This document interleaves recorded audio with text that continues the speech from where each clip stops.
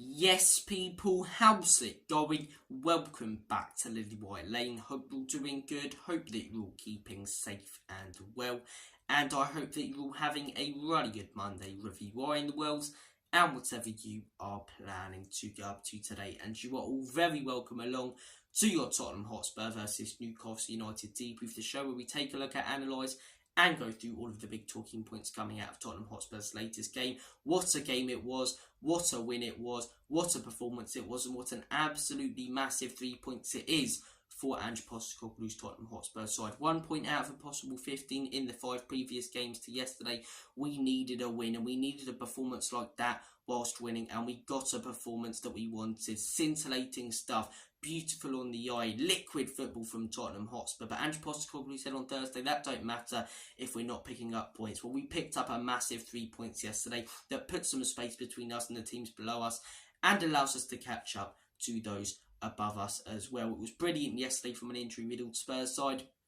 Spare a thought for those Newcastle United fans who travelled 5 hours there and back, most likely on the coach because of the train strikes, just to see their team look so tired, lethargic, lackadaisical and lose.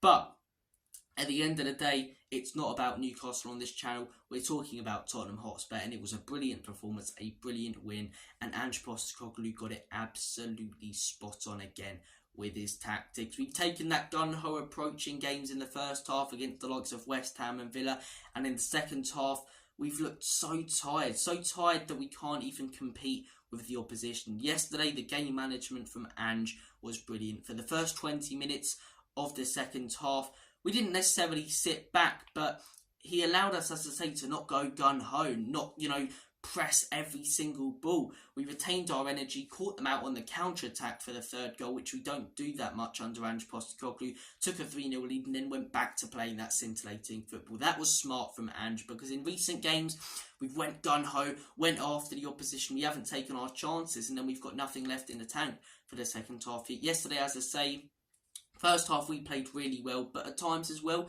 we also just kept hold of the ball. At times we let Newcastle have a little bit of the ball and attack us. We weren't, every time we were on the ball, trying to play phenomenal passes and go forward.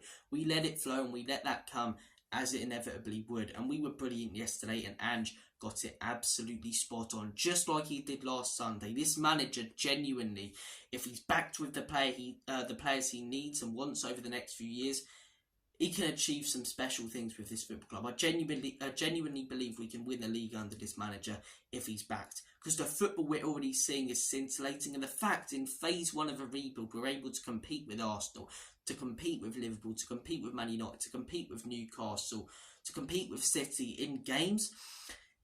It really is showing great signs. And it really does show that we're going in the right direction as a football club. Whereas the last few years, it hasn't really felt like we were going in any direction. But look, brilliant watch yesterday, brilliant response from the lads. I've seen so many Spurs teams before lose the game and come out on social media and say we're sorry to the fans, but the players genuinely, it genuinely felt like they meant that they were sorry and they wanted to redeem themselves, and they did yesterday. They gave it their all. They wanted the win for us fans, and that's what we wanted to see as fans. We wanted to see good football this season, expectations coming next season. We wanted to see a team that cares, and we want to see a team that competes. We're seeing all 3 of those things in phase 1 of a rebuild. And that's enough for me to back this manager completely with my heart on 100%, because he really is doing some fantastic things with his football club. And if we still had James Maddison and Mickey van den Ven, you think we're only 7 points off top?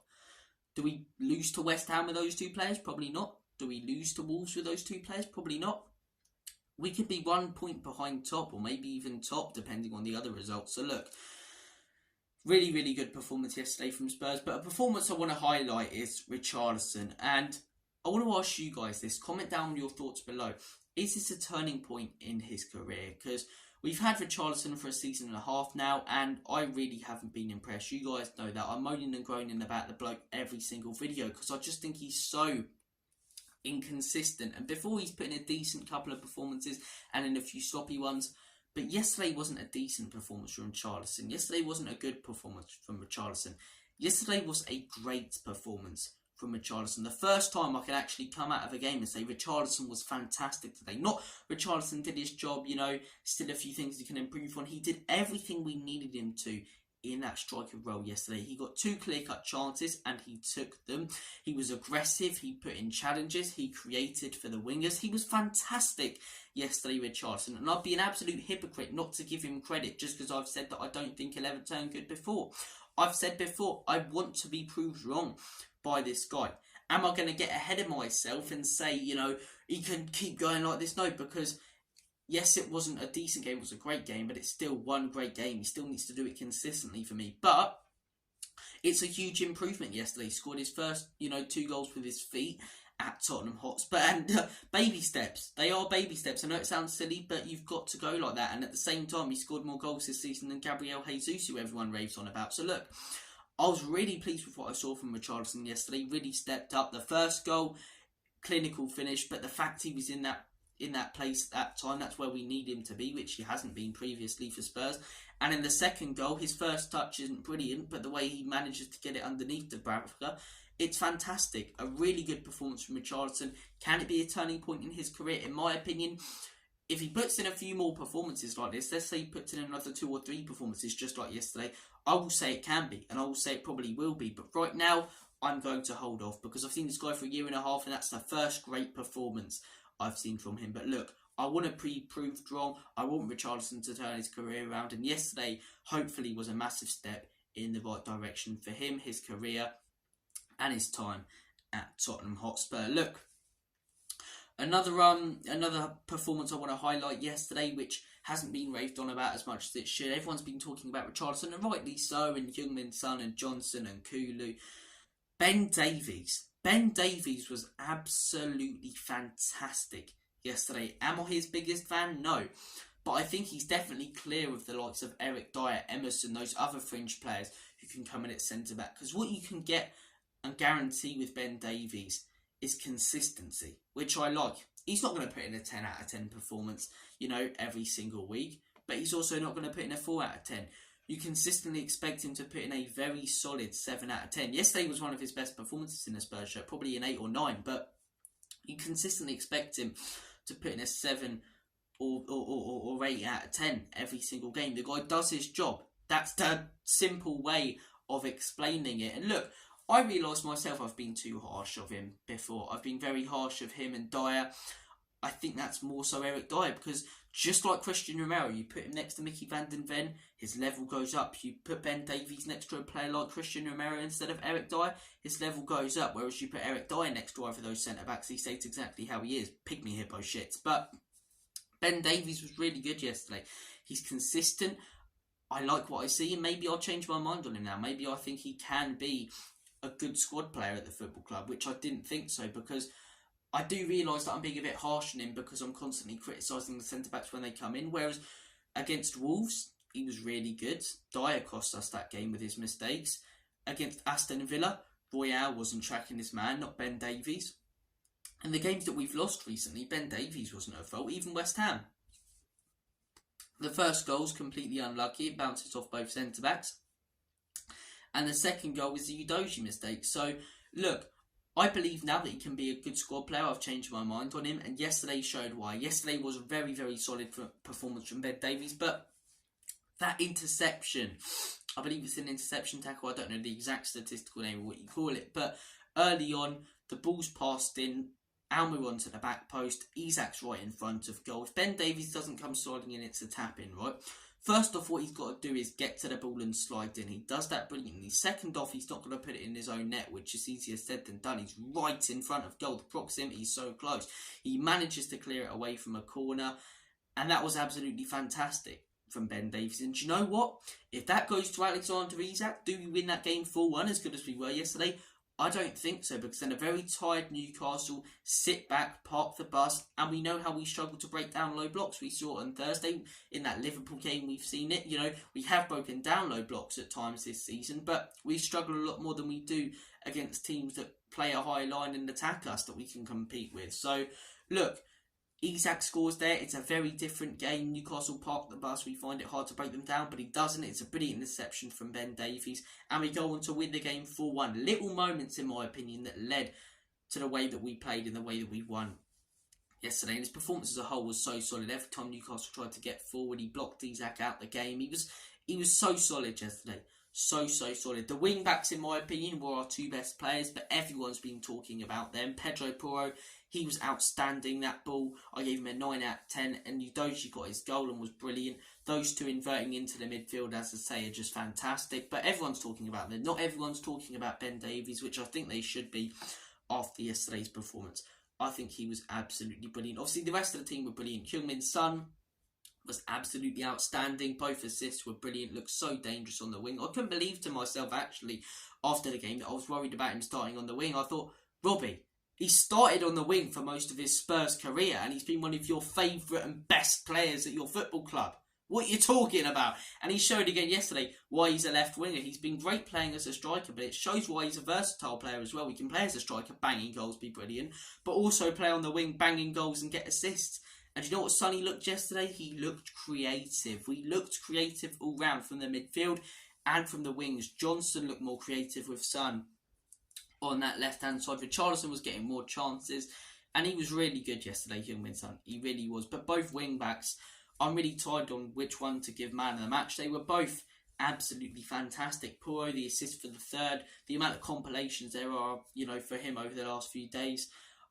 He's such a good right back. He really is. And do you know what I love about him? The fact that he's improving his game. I love it when players do that. Last season when he joined us, he was brilliant going forward, and we thought, okay, we've got a quality, player going forward here. But defensively, I'm not going to lie, he was shambolic. He was absolutely shambolic. That Leicester game showed it, the amount of games where he wouldn't track back. This season, going forward, he's been brilliant, and defensively, he's been brilliant. He's improved on his defensive game. He's tracked back when he needed to and inverted out of the midfield onto the right or onto the right hand side when he needed to. He's aggressive, putting in tackles, but he doesn't mess any tackles up either. He rarely gets a booking.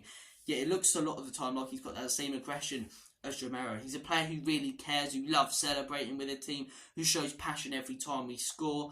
I love Pedro Porro, man. I really do. Fair play to Paratici, and what a signing he is. Tottenham have made a lot of clever signings, but we need more, in my opinion, because of the lack of the depth, the lack of depth we have in our team right now. But Pedro Porro in January, what a signing that was, and what a player he really is. And Udogie as well, we were all questioning why we were loaning him out. That was a perfect move from Fabio Paratici. Let him gain more experience in Italy. He's joined us such a better player, and what a player he's been this season, man. Had a couple of little dodgy games here and there. The Chelsea one where he got sent off, a few games where he could have done better defensively. But then we come up against some very tough opposition, and he's done a decent job on a lot of good players like Mohamed Salah against Liverpool and Bukayo Saka. The goal isn't really his fault that Bukayo Saka scores at the beginning of that Arsenal game, and obviously Saka's penalty, that had nothing to do with him. So Udogie's been so solid this season. Both wing backs, I love the way they invert into the midfield. It's beautiful to watch. They're creative, they're brilliant passing, but as I say, both are so solid defensively, which I was worried about. Because I saw Porro last season. I didn't know too much about Udogie, but I knew that he'd be inverted in attacking. I thought, will they be able to track back? They've done brilliantly defensively, and that offside trap they're playing with the centre-backs as well a lot of the time, it's brilliant to watch. Villa do it, the best. Villa and Liverpool's offside trap is the best in the league. You can see that we're trying to do a similar thing, though, with our high line. So look, it's fantastic to watch. It really is. And we've had blips this season. But Klopp, when he went to Liverpool, had blips. Pep, when he went to Man City, had blips. Rome wasn't built in a day. It's a big project. And Ange Postecoglou can achieve something genuinely similar to what Jurgen Klopp has with Liverpool if he's backed with the players that he wants and needs. And look, when Klopp first joined Liverpool, right, one of the big criticisms of him was his team, ran out of gas in the 70th minute. It took him a couple of years to work that out because they'd be so tired from the pressing and work rate, and they'd lose a lot of games in those last 20 minutes because they'd be so tired from working. Ange Postecoglou has already figured out that game management. This guy is learning fast in the Premier League. Game management, as I say, yesterday was the perfect example of it.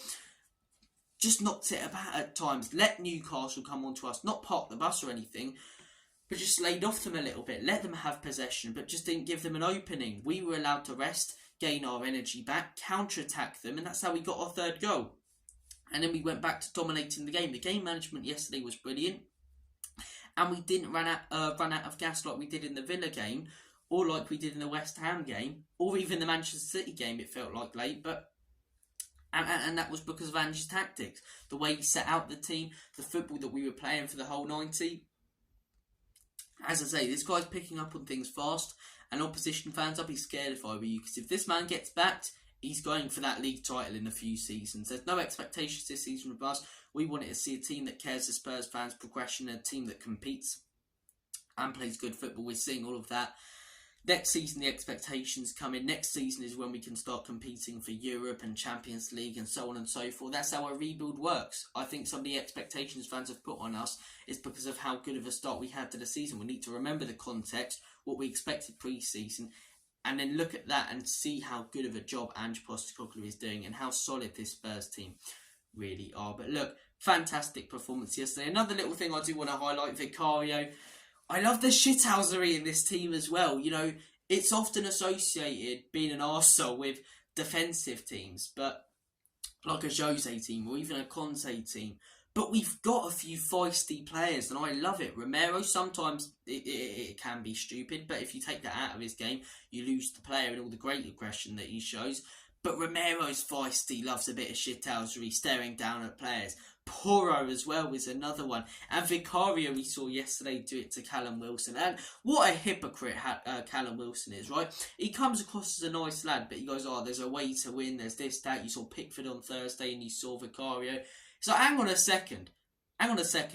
You spend your whole time on your podcast bantering players. What happened the last time that, you know, Newcastle came to Tottenham? He laughed off the foul on Hugo Lloris that should have been given for Newcastle's first goal and said, I don't care because we got a goal. Karma, Callum. Karma. There's a way to win. You didn't win the way that... you could have said just last season, I'm not too sure about the incident, but you just said you don't care, brushed it aside and laughed at the fact that a decision was given your way that probably shouldn't have been.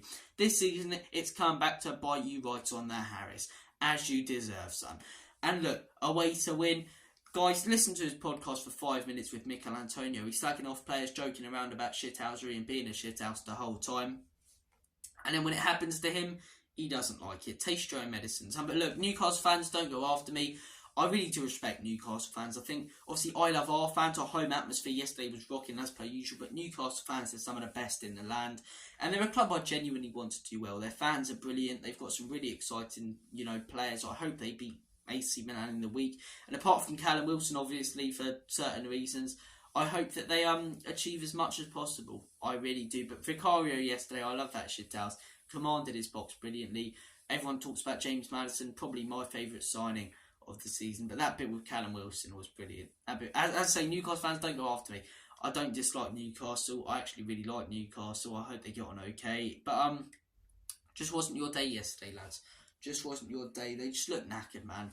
Looked absolutely knackered. But look, as I say, we've got some big injuries as well. We're managing to fight through them, and hopefully we can pick up a huge 3 points against Nottingham Forest. That's 2 wins on a row there. Get back on track. But look, teams below us as well. Manchester United 3 points off us. Who have they got next weekend?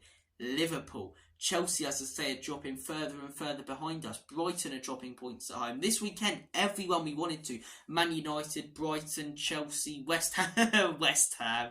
You all got excited after your little cup final win, didn't you? Oh, you beat Spurs. The DVDs are going to be coming out. Irons and West Ham are massive and all of that. And you're going to be celebrating your Tin Pot trophy. You've all quietened down now that you've lost 5-0 to Fulham. You really have. Well done on your cup final win on Thursday, lads. I know that you won the Mickey Mouse Cup last season. But do you know what I find funny? West Ham fans joke about us, Tottenham get battered. You lost 5-0 to Fulham. 5-0 to Fulham, but Tottenham get battered. We've won 4 times the amount. We've won 4 times the amount of trophies than West Ham have in their history and more.